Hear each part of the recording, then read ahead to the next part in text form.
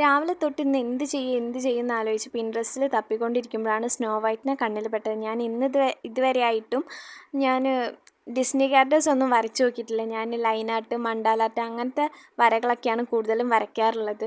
അങ്ങനത്തേനാണ് കൂടുതൽ ഇഷ്ടം. അതുകൊണ്ട് ഞാൻ അങ്ങനത്തെ ഇതുവരെയായിട്ടും വരച്ചു നോക്കിയിട്ടുള്ളൂ. ആദ്യമായിട്ടാണ് ഡിസ്നി ക്യാരക്ടേഴ്സൊക്കെ വരച്ച് നോക്കുന്നത്. അപ്പോൾ അതിൻ്റേതായിട്ടുള്ള എന്തെങ്കിലുമൊക്കെ തെറ്റുണ്ടെങ്കിൽ ക്ഷമിക്കുക. ഞാൻ ഫസ്റ്റ് ഔട്ട്ലൈൻ ചെയ്ത് കൊടുത്തിട്ടുണ്ട്. അതിന് ശേഷം ഞാൻ ബ്ലാക്ക് മാർക്കർ വെച്ചിട്ടാണ് ഞാൻ ബോൾഡ് ചെയ്ത് കൊടുക്കുന്നത്.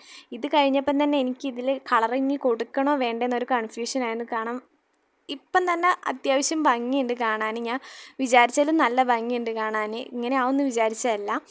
അപ്പം ഞാൻ ഓയിൽ പെസ്റ്റൽ വെച്ചിട്ട് ഞാൻ ഇവിടെ കളർ ചെയ്ത് കൊടുത്തപ്പോൾ എനിക്കിഷ്ടമായി കാണാൻ.